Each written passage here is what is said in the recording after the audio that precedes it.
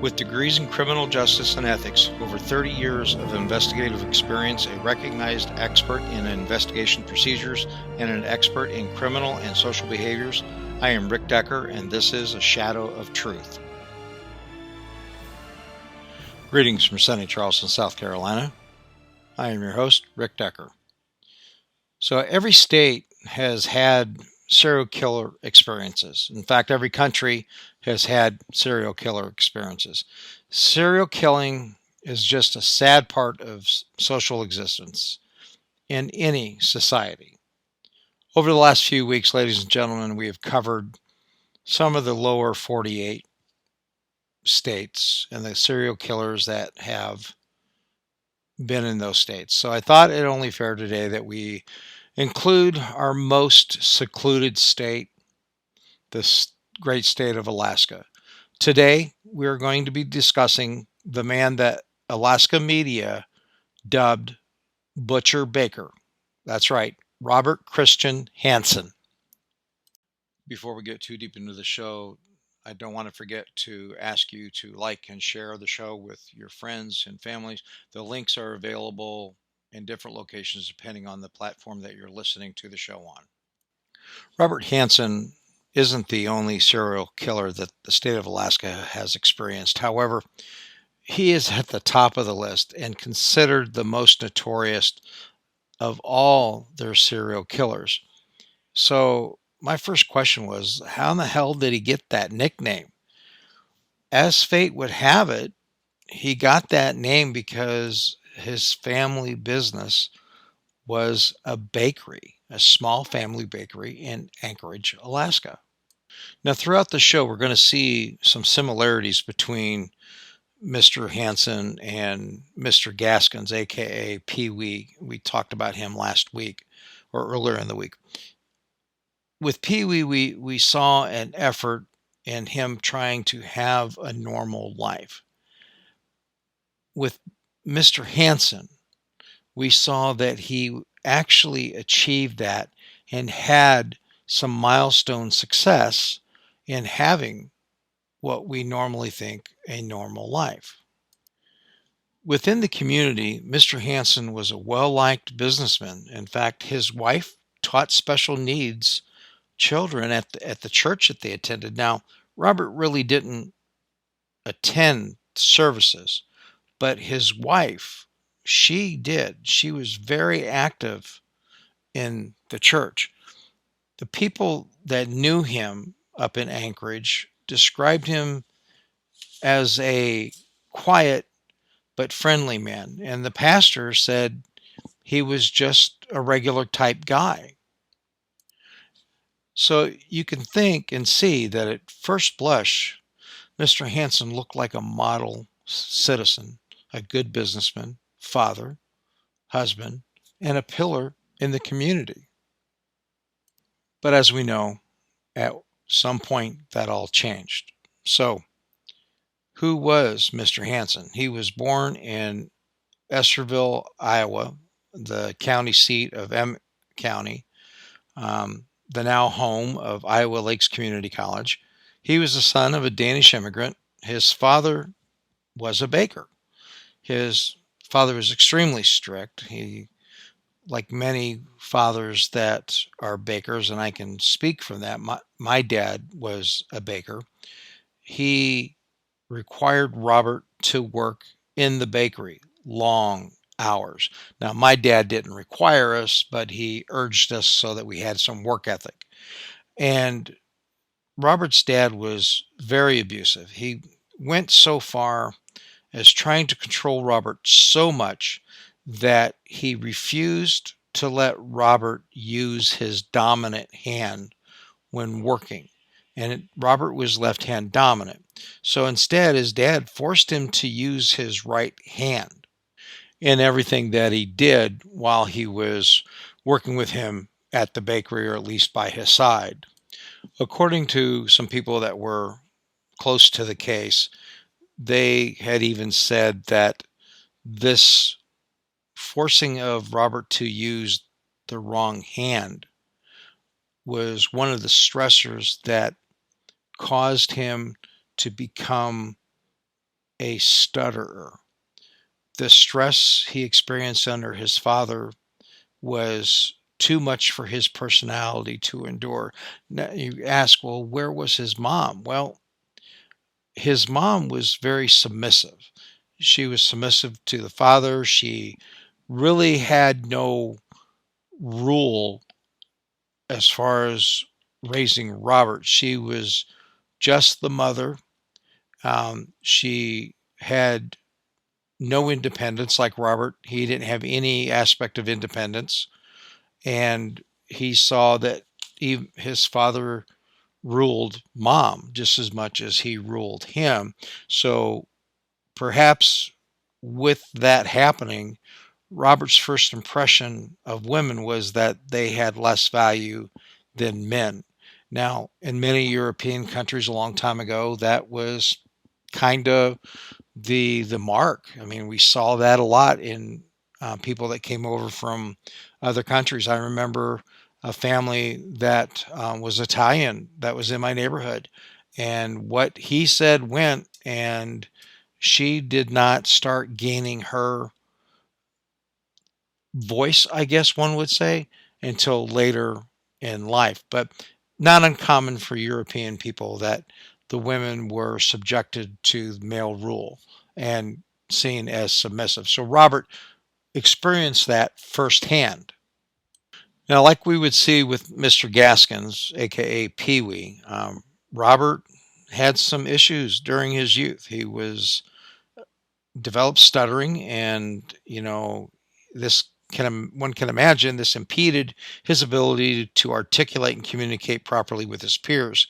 Now, he was of small stature on top of that, just like Mr. Gaskins was, and so that didn't help. And then during puberty, Robert developed severe acne, so severe that it resulted in scarring of his skin and pitting.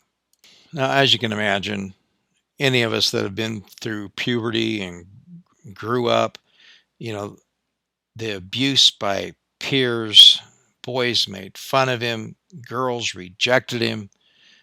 So, with all this going on, his father being demanding, causing him to work long hours as a child in the bakery, he had very little social connection.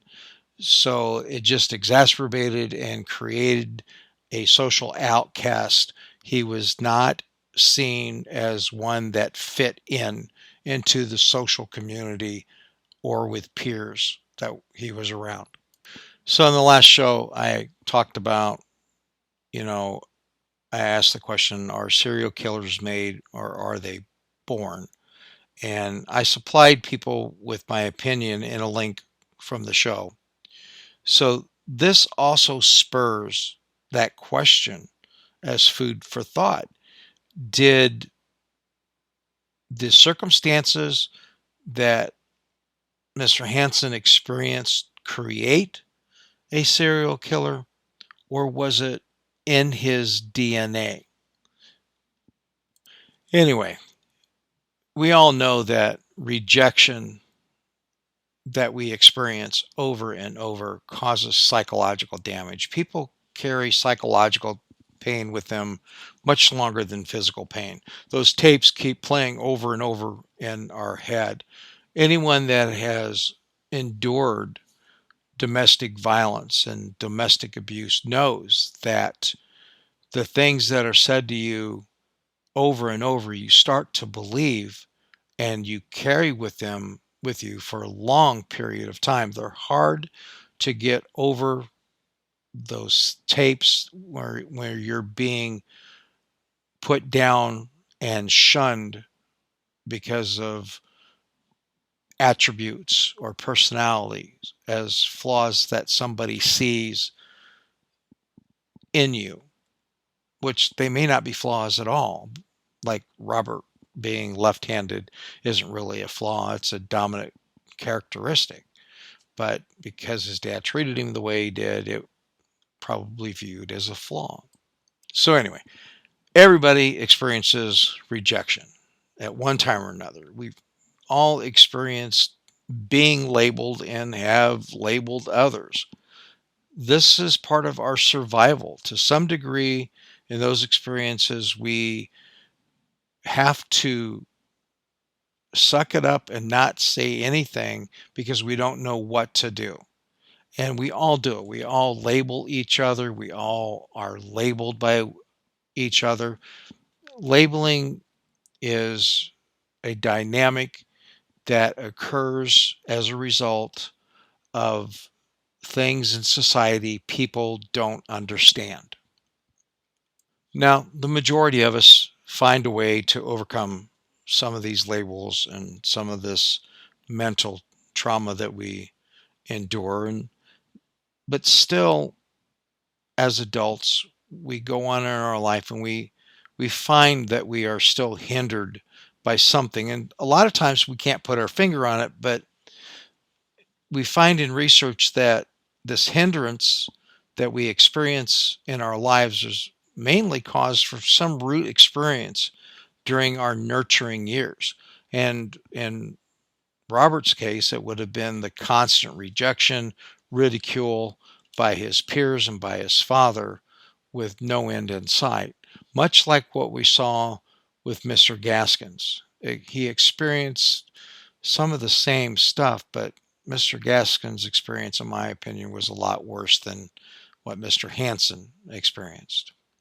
Now, when we can't find a way to overcome those labels or experiences, they have a negative impact on our lives and usually come with horrendous outcomes for individuals, be it that they fail or they don't see themselves as being successful or they can't do something. It constantly grinds on our mind. At this point, I want to mention I got an email, and I appreciate all of you that listen and all of you that write in. But Sally from Pontiac asked me a really good question, and I wanted to take the opportunity to answer it. And she asked me, "Is why do I use the conventional terms, Mister and Ms., which are terms of respect for people that we talk about, instead of using the labels that we've earned and that they earned?" And I got to say is that labels are never earned. They are derogatory and they're given by a society in fear. Ultimately, someone, no matter how terrible their actions, they are family to other people. They have someone that loved them, and because we label them because we fail to know or understand how these people became who they are and what caused them to be the way they are based off their experiences in their lives. So we really never really know somebody's story. Sorry, I didn't mean to regress. I want to get back on track here. So Robert was a social outcast, and as a result of parental abuse and peer rejection, the conceptualization of hunting humans started to appeal to him. Now, this concept has been around since 1924 in a magazine, Collier's magazine. It was a short story entitled "The Most Dangerous Game." Killing people has been around since Cain and Abel, and to the point that we, like it or not, we all have the killer instinct. It's just the majority of us are better at controlling our anger and those instincts than others. I mean, I shouldn't say controlling, as you said, should say redirecting for purposes that are more productive. Now, in Robert's case, he had read that article in his youth, but that didn't spur him to hunt people. It spurred him to hunt and to find a way that would challenge him and find a way for him to take out his anger in a more constructive manner. So he took up hunting, and he became really good at it. He would go out and he was able to get what he wanted, bring it home, take care of it, and provide it for his family. It gave him a sense of power. So, for all outside purposes, hunting was at least an attempt for him to channel his anger, at least at first. Before we get too deep into Alaska, let's talk about Mr. Hansen's early life. He hated school, but he made it through school. He had trouble in his life. So when he got out of school, he tried to leave his past behind and enlisted into the United States Army Reserve. He was making solid efforts to change his life. And at first it appeared that his efforts to create a new life were starting to work. After a few years in the service, he had become an assistant drill instructor, and he served in that capacity. Now, in fact, this is where he met and married his first wife. Things seemed to be going okay, but alas, trouble finds trouble, and Mr. Hansen had found himself in trouble. He had got out of the military and went back home and brought his wife, and he had some revenge, I guess, that he wanted to seek or enact on people that afflicted him the most, and that were the people in the school. And he had conspired with one of his parents' employees at the bakery to burn down the garage where the school buses were housed. But the young man that he conspired with turned evidence against him and told and brought down the law on him. And what surprises me is that even after the successes he had, he still felt the rejection by the community of his early years and felt the mistreatment of those people. So I guess he thought arson was the most appropriate retaliatory action to take to teach the community a lesson. Now, subsequently, this caused a conviction, an incarceration, and a divorce all in one fell swoop. So he was scorned and left alone, rejected once again. So he was eventually convicted, and he would decide again that it was time for him to reinvent himself in a more positive light. He found a new woman and they wed. And not long after they were married, he decided, well, I'm going to go to where nobody has ever seen me, heard from me, or knows me. So he thought Alaska was his new frontier. Alaska was where he wanted to go to recreate who he was and leave behind his woes. Now, this worked for a while because he and his bride had 2 children, and he was well liked in Anchorage, the new community. He settled in and he opened that bakery and worked successfully. His wife participated in the church. They were well known. People thought he was a kind man. And as we know, we've talked about serial killers before. They harbor resentment. They harbor their feelings. And at one point, I guess for Mr. Hansen, remembering everything from the past had been more than he could take. He was subsequently arrested for the attempted rape of a housewife and raping a known prostitute.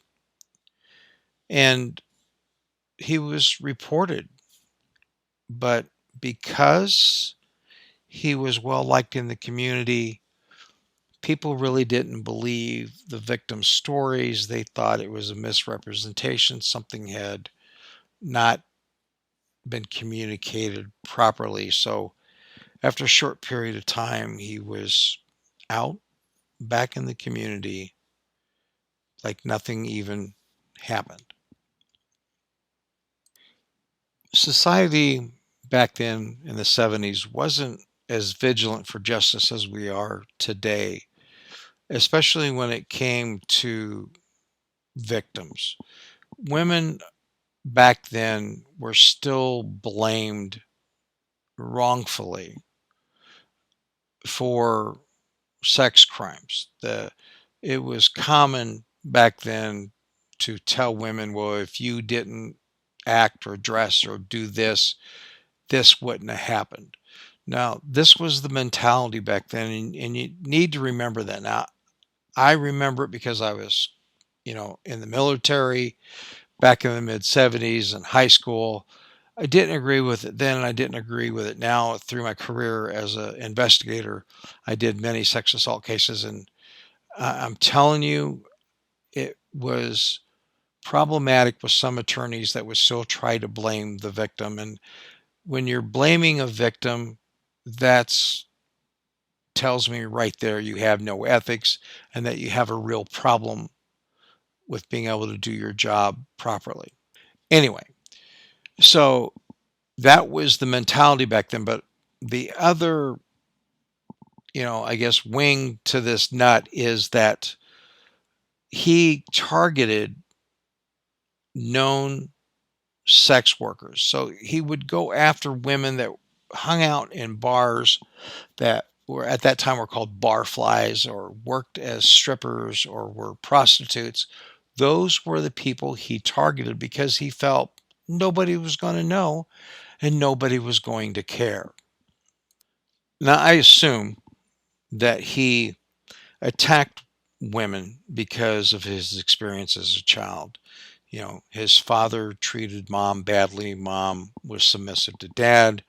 And then you had the women or the girls at the time that he went to school with that were constantly rejecting him. So they made him feel like he was less of value. So he reverted back to justifying his anger by saying to himself that women are really below him. So basically, his acts were an attempt to exact revenge over those women who rejected him. Now, it's unfortunate that these people think this way because when they harm somebody else, they're not really harming the women or the people that harmed them in the first place. This is a psychotic revenge that they tell themselves or use for themselves to justify what they're doing. Hunting provided Mr. Hansen with an autonomy, some type of control in his life. He was able to track down and hunt these animals, and subsequently, that's how he treated his victims. He took them out into the woods and dropped them off and then hunted them. It's obvious that he felt mocked and scorned by the girls he talked to or tried to talk to in school. The teasing would have exacerbated his sense of powerlessness and his feelings of inadequacy. He was known to have raped over 30 Alaskan women, killing at least 17, varying between the ages of 16 to 41. Although it was suspected he did more. And what's really terrible about this what allowed for him to go detective for so long was that he focused on women with credibility issues because of the time, okay? And he was considered a pillar of the community. And some of these poor women, well, luckily they were survived. They were able to survive because he would say to them, this he would rape them and then threaten to kill them unless they remained silent. And some of these women chose to remain silent and live. And how horrifying would that be? Because your assailant is right there in the same town and would know if you spoke, if you told. That is the worst mental torture I can think for anyone to endure. One of the other reasons why I think he got away with what he was doing for so long is that he learned to be a pilot and learned how to fly. He had a bush plane. And a lot of avid hunters go out in, especially in Alaska, go out into the bush. They go places where they either get dropped off or land their plane. They're out there for 2 or 3 days, pack up and bring everything back with them. Well, in Robert's case, he would rape and bound and gag these women, fly them out into the woods, and hunt them. And then he would leave them out there to decay, leave them out there for the animals to devour. And what really messed him up ultimately was that, like many other serial killers, we talked about this with Dahmer, they wanted a token. They wanted something to remember the victim by so that in their head they could relive that experience over and over. And when that token no longer worked, they'd go out and kill again. The process repeats itself over and over. This is what allows serial killers to be dormant for years between kills. That's what makes them, one of the things that makes them so difficult to catch. Mr. Hansen's weapons of choice was a small rifle, Ruger Mini 14, and a knife that he carried. He would shoot the women with the rifle and use the knife to disembowel and cut them up. This hunting obviously boosted his confidence, gave him that control that we talked about, and I'm sure the anonymity into the woods is what propelled his crime spree for so long. He had made comments, he was so confident that he felt that he had a sense of superiority over people, even though he was quiet. And this sense of superiority is what pushed him to collect these trophies. And these trophies are exactly what brought him down. The experiences he had in his life created an antisocial sentiment and misogynistic behaviors. Now remember, he was harboring those feelings of hate and embarrassment and rejection by women in his early years. He used the Alaskan wilderness to escape the past and allow him to create that cognitive rehearsal that we've talked about before that allows him to justify his psychosocial rationale for killing individuals. Now, he was very ritualistic in his method. He always focused on women that he knew were vulnerable. He focused on women that were sex workers, and he would try to figure out if they were going to be ones to keep their mouth shut or if he was going to have to drag them out into the wilderness and kill them. When he got caught and all this came to light, the FBI got involved and they made a very brief profile assessment on him, and it was that he was an organized killer. And their profile ended at that. And I'll tell you, I agree with that part of their profile, but I don't agree with that. It just ended, and that's all they said on it. Mr. Hansen, in my opinion, was an antisocial personality disorder caused by a lifetime of abuse and rejection.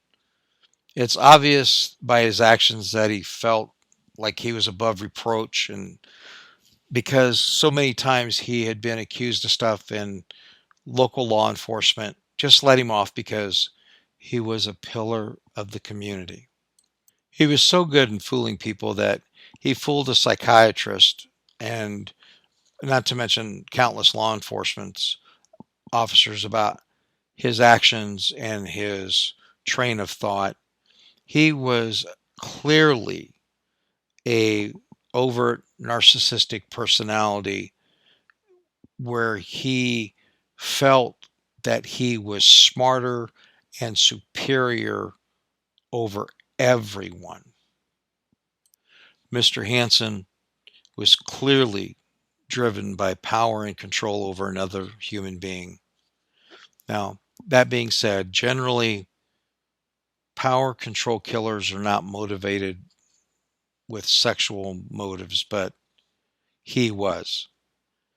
He liked women who worked the sex industry. He liked prostitutes, strip clubs.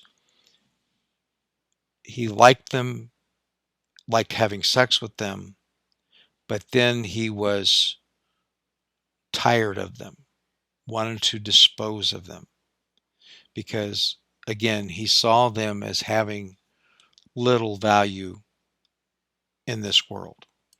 His psychological triggers were clearly, you know, the result of lack of control that he had in his youth, the lust and the thrill of having power uh, over another person, knowing that he was going to end that person's life in an area where they had no control, that had to give him great omnipotent feeling that he would have been overwhelming for him.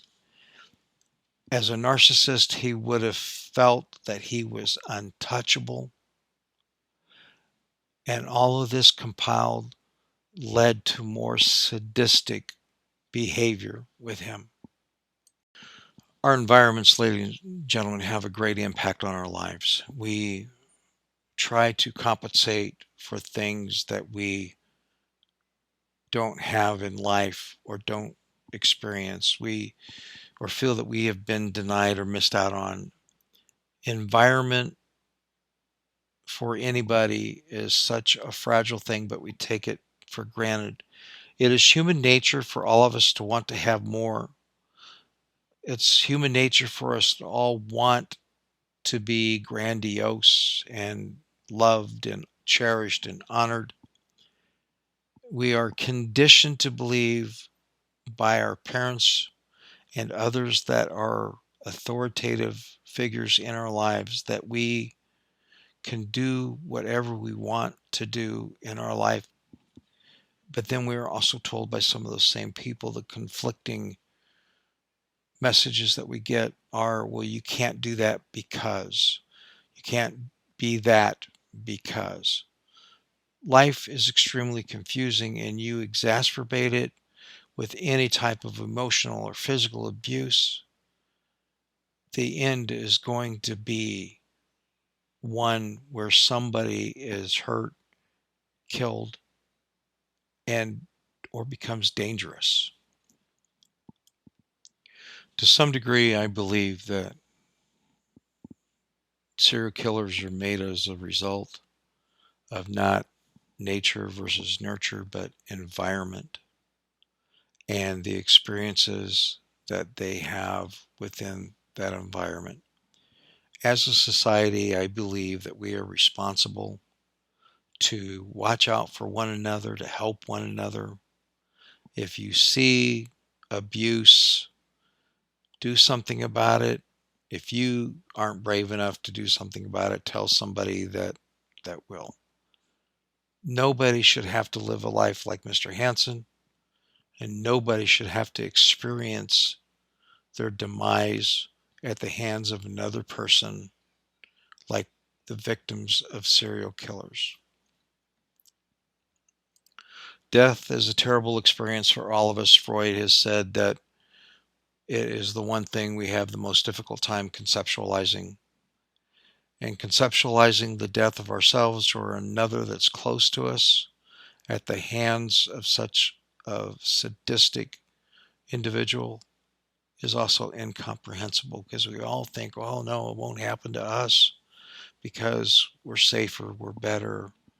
But the truth, ladies and gentlemen, is that any one of us could open the door tomorrow and be exposed to a Pee Wee Gaskins, a Jeffrey Dahmer, a Mr. Hansen, or as Alaska called him, the Butcher Baker, or John Wayne Gacy. Okay, that's going to be the show for today. I want to thank you all for listening. Again, I am humbled that so many people listen to my show, and I am grateful. So I'm going to ask you, like I do every other show, please, let's all take care of one another. Be kind. Live your life in the moment. That's what carpe diem means.